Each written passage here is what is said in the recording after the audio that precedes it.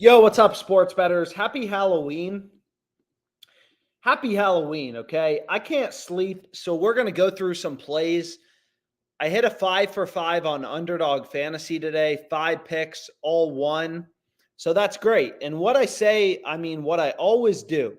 And you can see PrizePicks bumping my lines left and right that I gave out on Twitter. But what I do every night, basically is I just try to look through each of these sports books, see which plays have an edge, lock in the good bets, and then, we'll kind of call it a night. So the first play that's available is right here. So you can see lines have been moving towards the Saints. I'm honestly not even sure what Fliff is doing. So if we pull up Fliff, in these live streams, again, OddsJam has hundreds of sports books, DraftKings, Caesars, FanDuel, all these books. There's tons of good bets like here, whatever. But I kind of try to focus on the main sports books available in basically every state, like Fliff. Fliff is legal in basically every state in these live streams. So you can see right here, there's some really good early value on the Saints. So some people will be like, oh, I don't know, maybe I should wait. But again, great bets, they're not going to last forever. So I'm going to go ahead and lock this in. Fliff has a max bet size of 250. So I'll just hit this for 250. And if you take a look at the odds, right? It's like, okay, Pinnacle right here. Pinnacle is known to be the sharpest or the smartest sports book. They have this line all the way down at minus 128. So you can see most books, have the spread at 7.5. Fliff has the line at 7. So 7 versus 7.5 is a big difference, right? If you look at most of these books that don't have alternate lines posted, circa, all these books have the line at Saints minus 7.5. So 7 versus 7.5, that's a big difference. 7 is a touchdown. That's a key number in football. If the Saints win by exactly, 7 points, minus 7 will push, minus 7.5 will lose. You can see Bet Online, Bovada, they actually have the spread at 8.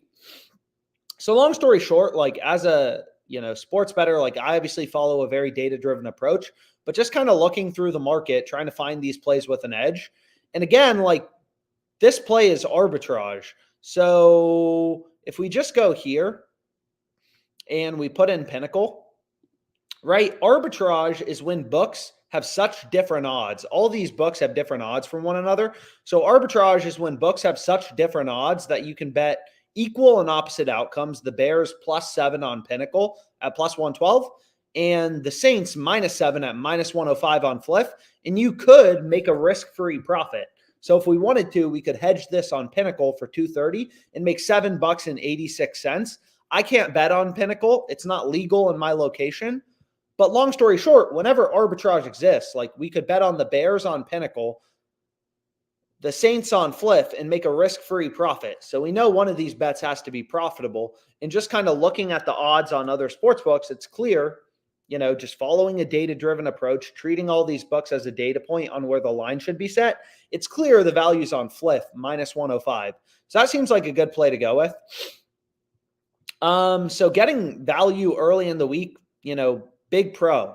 I'm a big fan of it. But anyways, what we can do is let's go to PrizePicks. Let's kind of go through all the main books.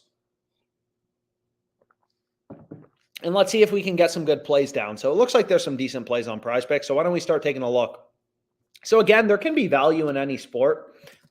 So many people, everyone loves to bet on the NFL. I like to bet on the NFL. But what's great about esports is there's just so many games, right? So NFL, we don't have the NFL today. I think the NBA. So if we take a look at NBA, it looks like there's 3 games today, but there's not a ton of lines posted. So long story short, it's going to be hard to find value if there's not a lot of games and books don't have lines posted yet. So right now the value's in esports. And again, what's great about esports is these guys go hard. I mean, there are always a ton of games going on. So if you look at Underdog Fantasy, I mean, they have thousands and thousands of esports lines up, right? All these games are today. That's crazy. So, all these books set lines independently. So a lot of games means a lot of surface area for the books to cover, means a lot of opportunity. So what we want to do is find these spots where there's discrepancies in the market. Where are books screwing up?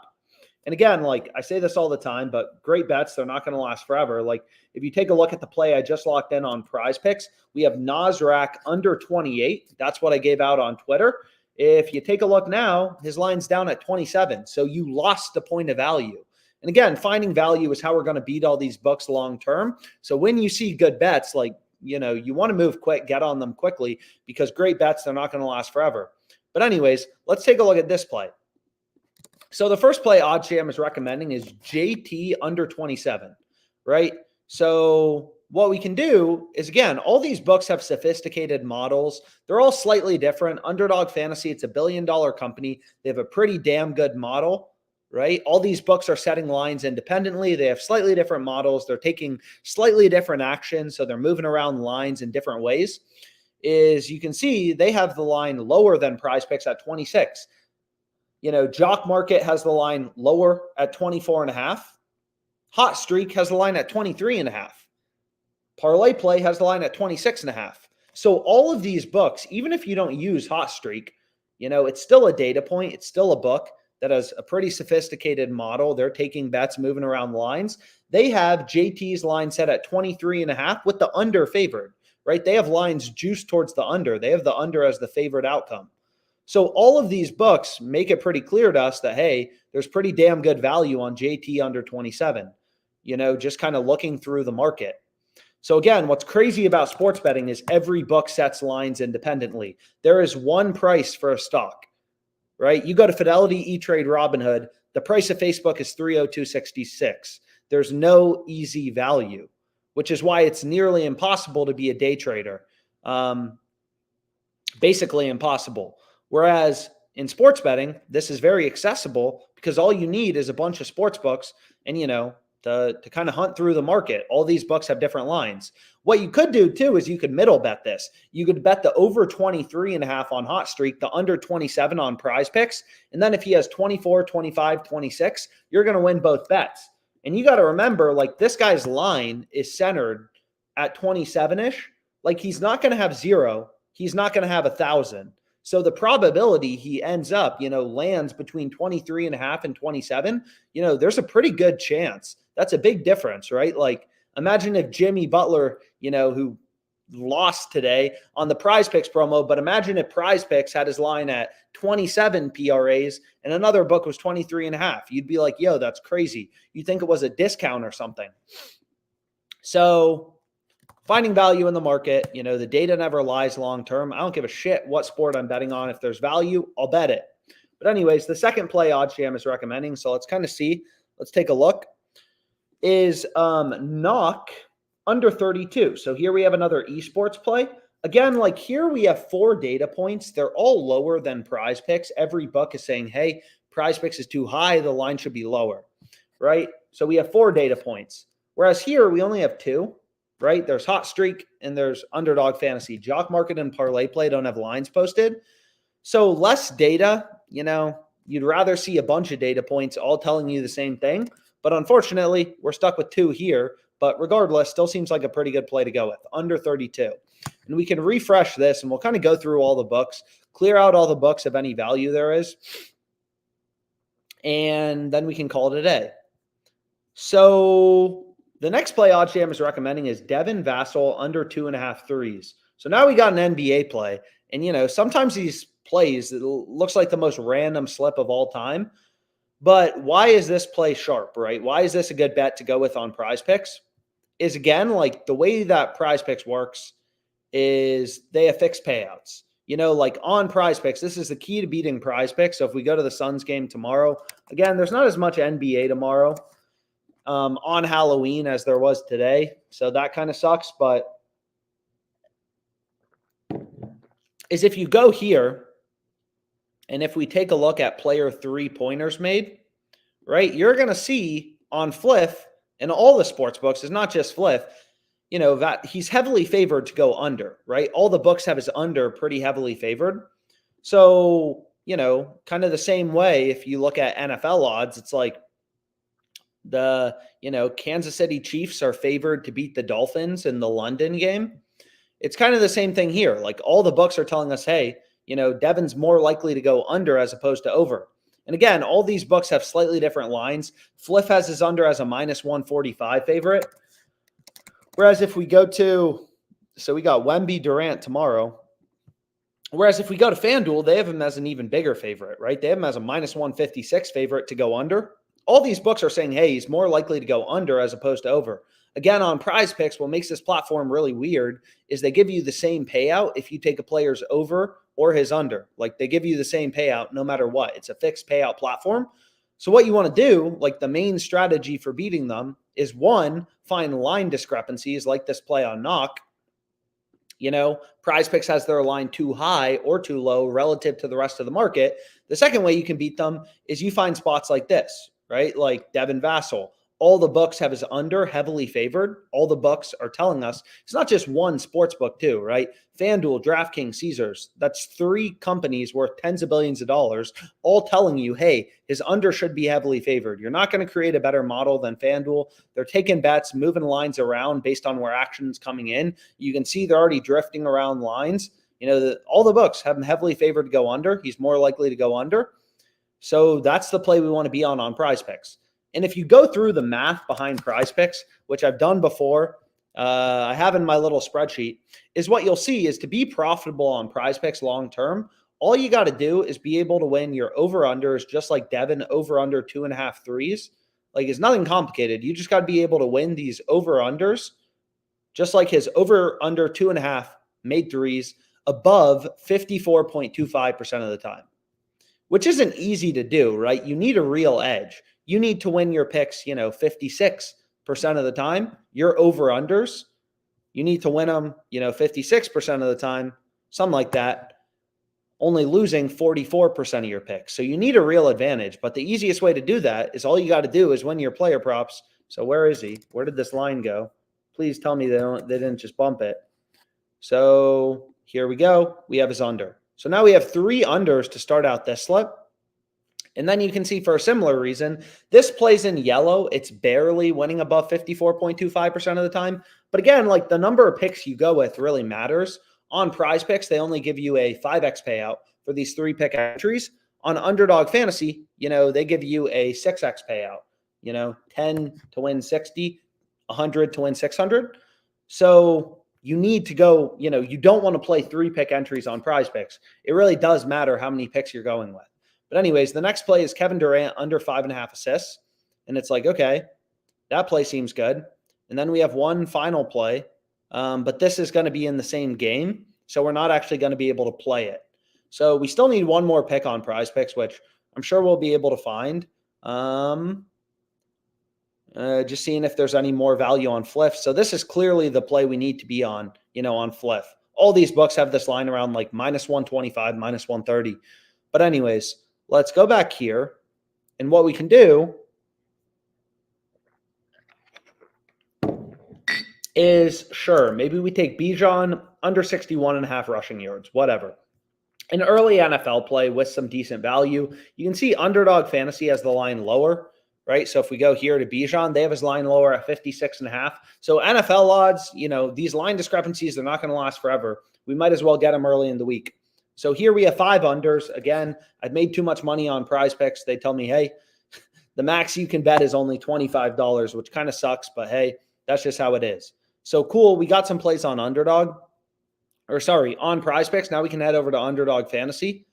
And on Underdog Fantasy, you can see there's a couple plays, but I mean here, like these plays, it's like we have this big discrepancy for this player Arrow, like Underdog has his line at 26.5. JockMarket's at 29.5. Doesn't make any sense, right? It's like seeing a stock at 26.50 on E-Trade, 29.50 on Fidelity. It doesn't make any sense, but it's not like you don't have other data points. So it's not clear like which book is screwing up.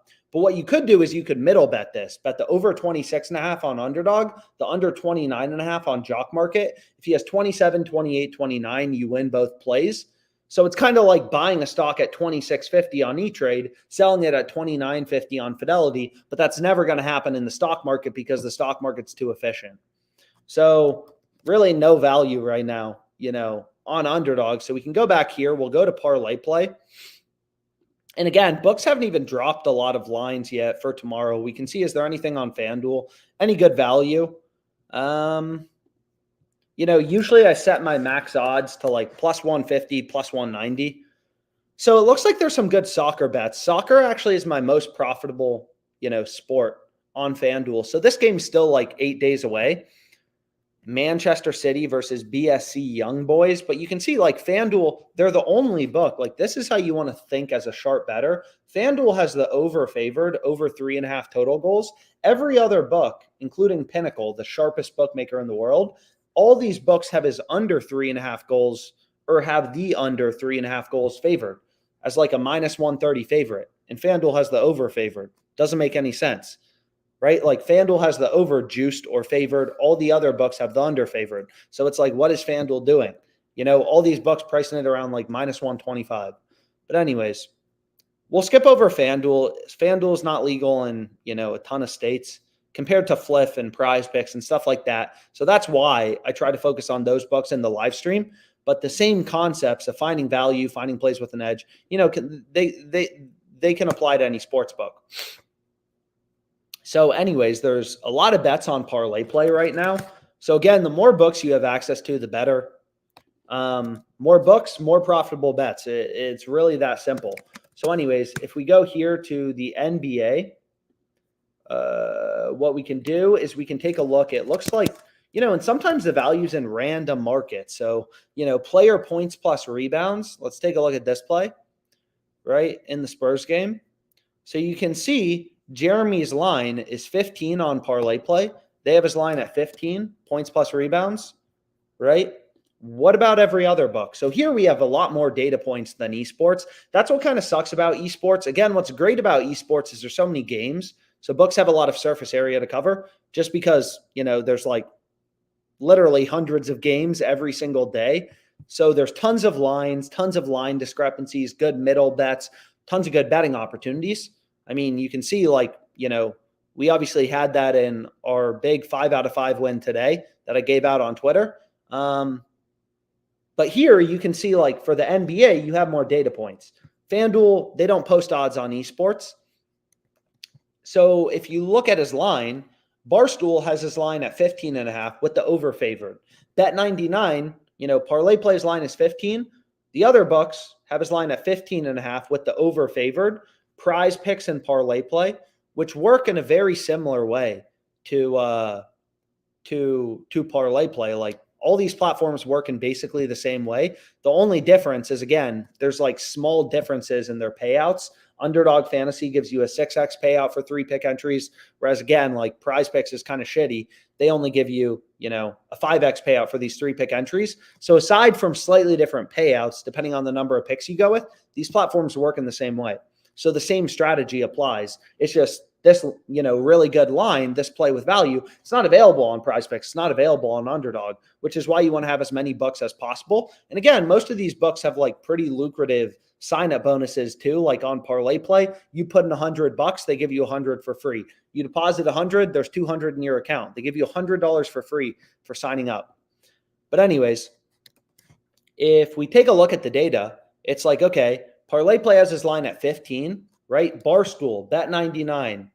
Bet99 is a Canadian sports book. You probably don't use it, but it's another book with a sophisticated model. They both have his line at 15.5 with the over favored. PrizePicks, Underdog Fantasy, 2 other fantasy sites, they have the line at 15.5. A lot of these books have the line at 16.5 or 15.5 with the over favored. So you can kind of like look through all these books. Fliff has the line at 15.5 with the over favored. Same with DraftKings Hot Streak. So this makes it really clear, like, okay, his line's too low on ParlayPlay. Like that's a really sharp bet that we want to go with on this fixed payout platform. Now we got another CS2 play. So we're kind of bouncing around here. And again, there can be value on any book. So here, it's like Torsey, 33 half, 30 half, 33, 32, 31. All, 4 other data points telling you, hey, his line should be here, here, here, and here. All of them have his line lower. So it's like, yeah, like, I'm not saying this play is a lock. I'm not saying it's a guaranteed win. It's a play with an edge. And finding plays with an edge, with value, mathematically profitable plays, like that's how you're going to win long term. So we can finish out this slip quickly. So we have Mitchell Robinson over 9.5 rebounds plus assists. Beautiful. We have KD under 5.5 assists. Beautiful. Again, we already went through that play on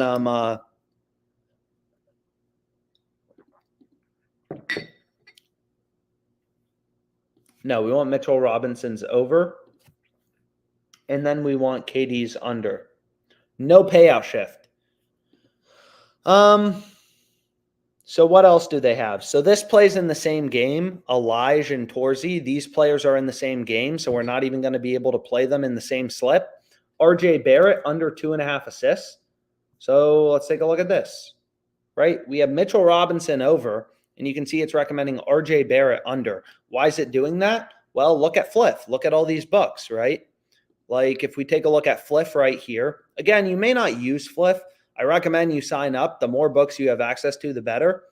You know, there's a lot of good bets on ParlayPlay right now. There's jack shit on Underdog, right? So if you look at RJ Barrett, he's a huge favorite to go under. So if you take your emotions out of sports betting and you literally just follow the data, I can guarantee you, you'll be happier. You'll make more money every day. I just wake up. I hit all the profitable bets with an edge. I watch sports and I go to bed. And every month after month, make money. Just letting the data, letting the math work itself out. I don't say that to sound like douchey or whatever. I say that because it's true. So you can see now I have 5 picks. I have 5 really good picks, but I need one more play to go with to kind of complete this slip so I can refresh. Again, books are always like books haven't even released the full NBA slate for tomorrow yet. So again, like lines will start to move around tomorrow. Like a lot of people will be like, oh, like why wasn't this bet available earlier in the day? And again, as information comes out, just like this, like, oh, De'Aaron Fox ruled out for Wednesday. Stuff like this moves around the lines. Not only does the Kings money line have to move, all the other player props, Harrison Barnes, all the other players on the Kings, like if De'Aaron Fox is out, other players, their player prop lines have to move. Who's going to be scoring more? Who's going to be getting the ball more? Who's going to be playing more? With Booker out, Grayson Allen's playing more. So you saw a lot of good lines move towards his over. And, you know, a couple of weeks ago, or a couple of days ago, I mean, you know, we found some pretty good plays on Booker. So you can see a decent day. We had a parlay cash on Fliff. We had some arbitrage bets. Again, arbitrage is when these books get so out of sync. It's one of my favorite strategies. I have some tutorial videos on arbitrage on YouTube, but whoa. So here's a play, right? We have arbitrage between Pinnacle and Fliff. Again, whenever arbitrage exists, you know, by definition, one of these bets has to be profitable. So lines are pretty crazy in this game. Been moving towards the Bengals, which is a little surprising that the Bengals are favored to win this game. I don't know if there's any injuries for the Bills, but you can see here, I already have the Bengals money line in a parlay. So I have a $2,000 to win $24K parlay. All of these plays have an edge. It may seem degenerate, but it's not. Like I just understand the math behind sports betting so perfectly because I've studied it. I understand all these profitable betting strategies, and I just know the math works itself out long term due to the law of large numbers, and I'm going to make money. But if you go to the Bengals game, I mean, obviously I got an amazing price. I got them minus 130. Now you can see they're best offered at, you know, their average line is like minus 150. I could even arbitrage bet this with FanDuel, which has the Bills plus 136, and make a risk-free profit if I wanted to. But anyways, where's the Bengals? So here we have arbitrage between Pinnacle and Fliff. Again, whenever arbitrage exists, by definition, if I could bet the Bengals on Fliff plus 1, minus 135, the Bills minus 1 at plus 136 on Pinnacle and make a risk-free profit, I know by definition one of these bets has to be profitable. And of course, I'm not going to bet against the sharpest bookmaker in the world. So it's clear the value's on Fliff. And if you look at the other sportsbook odds, DraftKings, Bovada, Pinnacle, it's really clear the good bet's on Fliff, right? Like I could literally bet the Bengals on Fliff, the Bills on Pinnacle, and make a risk-free profit, right? This is how you got to think about sports betting. By definition, either the Bengals plus 1 at minus 135 or the Bills minus 1 at plus 136 is a profitable bet. You look at the rest of the market, it's clear, you know, this is the good side. You want to be on the Bengals plus 1 at minus 135. Again, Fliff coins is fake money. like this, a million flip coins, like you want to be using flip cash. That's real money. Anyways, we needed one more play on ParlayPlay. So we have now, we have 5 good picks. We need a 6th pick to go with. So what we can do is we can just be like, okay, did we skim over anything? Again, we're not going to be able to play that play because it's in the same game. So on ParlayPlay, it's like this play is good enough. I mean, SHG, all the other books have his line lower. That play seems decent. So it's like, okay, we'll go with this. And we want to take SHG under 32.5. All the other books had his line at like 31.5. And then we want to play a 6-pick parlay, no insurance, max bet size is $60, and we hit it for $2,400. So we just go here. 3 for 5 on this one, but no can do. But again, these are 6-pick parlays. We're betting 60 to win 2,400, 40x payout. You don't even have to win 10% of your plays. If you win 1 out of 10, you'll be really happy. Right? You make 2,400, you lose 10 more plays, you lose 600, you're up $1,800 in profit, 60 to win 2.4K. So this is what I went with. Then we can check Underdog Fantasy again. No new lines, no value. We can check PrizePicks again. Anything new? Not really. I mean, all the same shit. So it's kind of like, okay, like we got some good plays down. We'll call it a day. So hopefully this was helpful. We got some good plays on. No value right now on Underdog. I'm never going to force a bet, but we got some good plays on ParlayPlay. We got some good plays on Fliff right here. We locked in these 2 bets, and then we also got a good play on PrizePicks. And then here's just my random $2,000 parlay. Win has really good betting limits for me, so I really like them. But again, like depending on the books legal in your location, Win isn't legal in a lot of states, so I don't talk about it a lot on these live streams. But it's a good book to have because they have pretty high betting limits if that's something you care about. Good for arbitrage betting, middle betting, stuff like that. But here's what I went with on PrizePicks. So anyways, thanks so much for your time. I'll be back tomorrow morning.